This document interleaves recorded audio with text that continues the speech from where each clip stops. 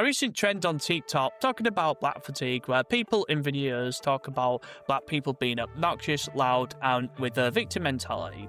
And even with other black people are tired of the civil rights movement narrative that now blacks are having rights, and even with employment laws hiring on base gender or age being non-existent due to equality, I would say that this has gone too far. And even with the likes of the BLM movement, crime statistics, and why they cannot even maintain their own nations. Even I would say that this, in contrast to remigration becoming more mainstream, as well the counter-narrative even seen with the likes of Nick Fuentes. So why is black fatigue on the rise in America, and will it go mainstream?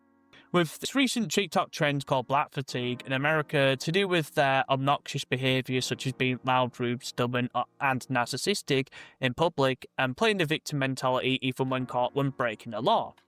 Many videos shared online, though to be considered rage bait, blacks seen aggravating police, smashing or breaking things in stores, or being rude to other members of the public. Talking loudly on the phone and not being mindful of others, black teens taking over entire city sections and robbing stores, rioting and stealing TVs and Jordans. Though this sounds very negative of a stereotype, I would say this has become a problem within American culture, including African Americans, which it's baked into its cultural DNA now. When people criticise this behaviour, it's often labelled as racist. However, I believe that after the events like COVID-19 and the BLM riots, there has been a significant cultural shift towards race realism and accelerationism becoming more accepted in the mainstream discourse. Public figures such as Ahmaud Odom and Frank Zanu have openly discussed these issues within their own cultures. The core of these concerns relates to the problems like the breakdown of the family unit and influence of gang culture. Even among native Bantus in Nigeria, there's skepticism about these issues, which is also reflected in American culture. Additionally, many communities struggle to develop their own industries or sustain them, such as Mitsubishi's water pump project, which is now non-functional.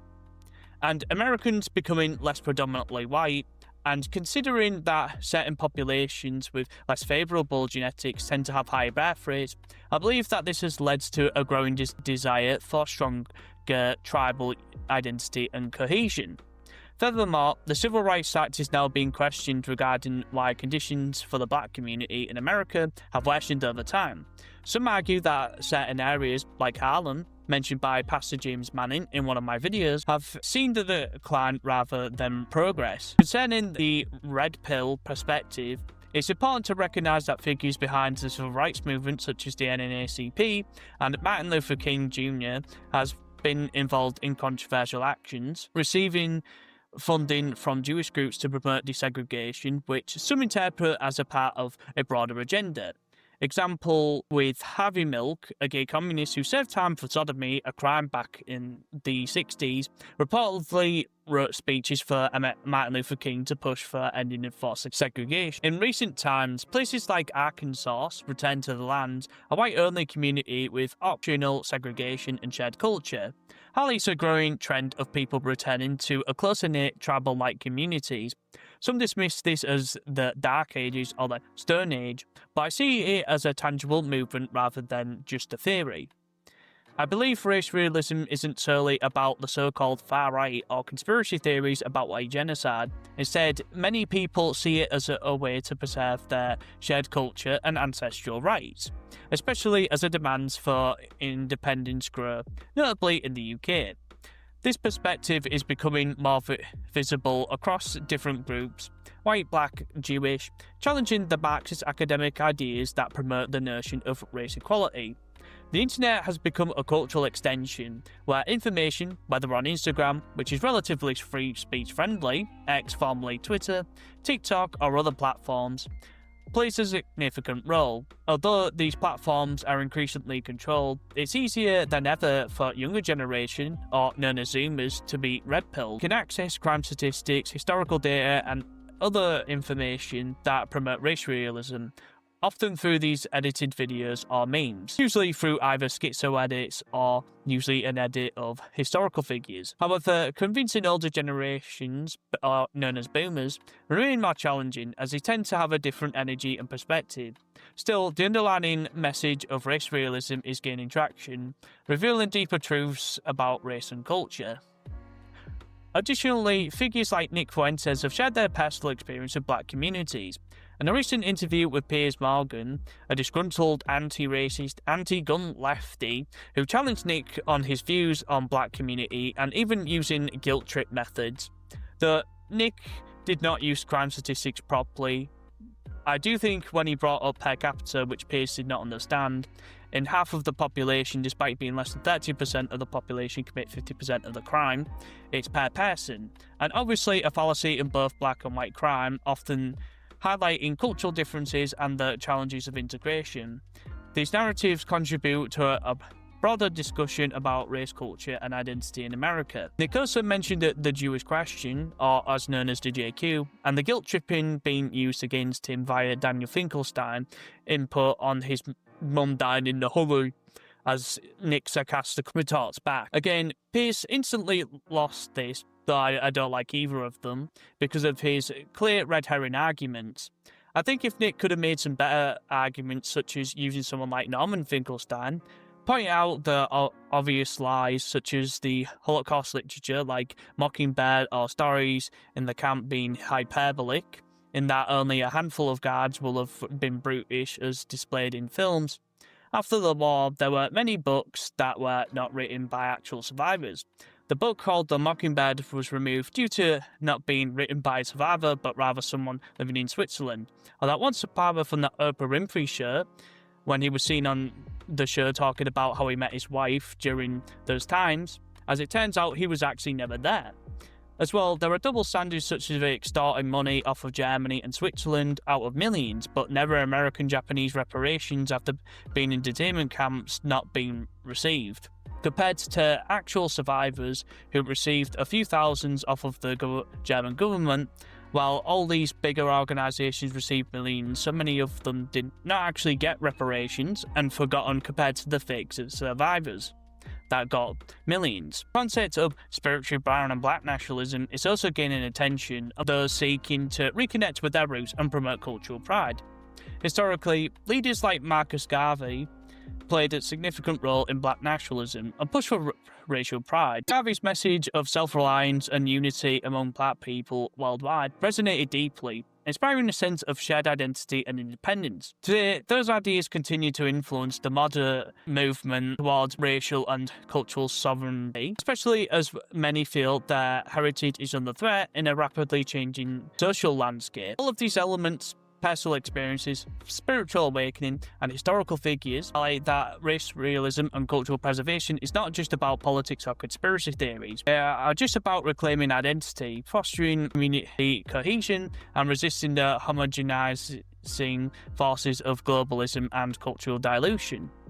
As more people, especially younger generations, explore these ideas online and within their own communities, the movement towards cultural and racial self-determination appears to be gaining momentum. This movement emphasises a spiritual and cultural awakening, encouraging communities to embrace their heritage and traditions rather than conform to mainstream multicultural narratives. So anyway guys, hope you enjoyed this video about me talking about, I guess, to do with how culture of the black fatigue trend is now being seeped into the mainstream, even through online platforms and as well even on a societal level. And I think this whole energy of actually accepting racialism is a lot better than just being worried about the, I guess, the doomer side, because I think that it's made a lot more progress, and I think that these movements have done well in the sense of getting their message across, whether that is online to do with Zoomers. But obviously the challenge is boomers, because they don't really have access to that type of technology. Well, they could, but they wouldn't really understand a flashy edit of like Agatha, or I guess to do with World War II Germany, or I guess even something like if I took, I don't know, like a edit of North Korea. And I think that to emphasize that point that you have to be appealing to older generations, I think that it's important. Like, for example, Jerry Taylor, he's well-spoken, can't possibly be racist because he was born in Japan. He was a white man born in Japan, and obviously he identifies as white identitarian movement. And I think that his message that he gets across is a lot more appealing, though obviously there is still a lot of work to do. I do think that though there has been a lot of effort in, I think that things are now slowly going back in the direction where it should be, because I've even seen even foreigners online, and also to do with, as I mentioned, Amar Odin, sorry if I mispronounced his name, and Frank Zanu, who I mentioned before, where they've talked about issues within their own culture. So I think it's more appealing to normies, and as well to do with someone like Norm Finkelstein that I mentioned.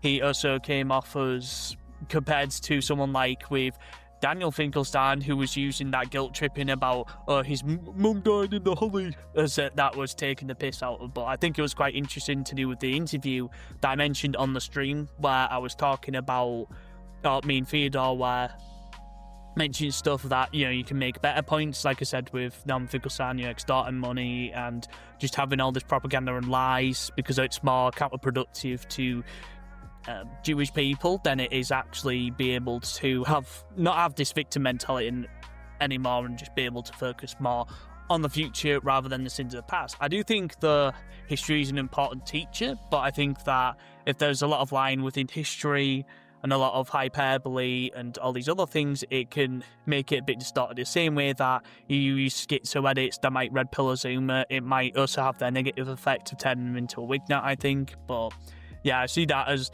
like a cultural DNA slowly changing, but I think it's very interesting of how that's happened both online and offline, and both generationally, Gen X, and also to do with Gen Z or Zoomers. And as well, if you want to click on these videos here where I've talked about these types of topics before and a lot more detail, I'll talk about those in those types of videos. And as well, if you want to click on the link in the description below with links to my other channels and my Discord as well.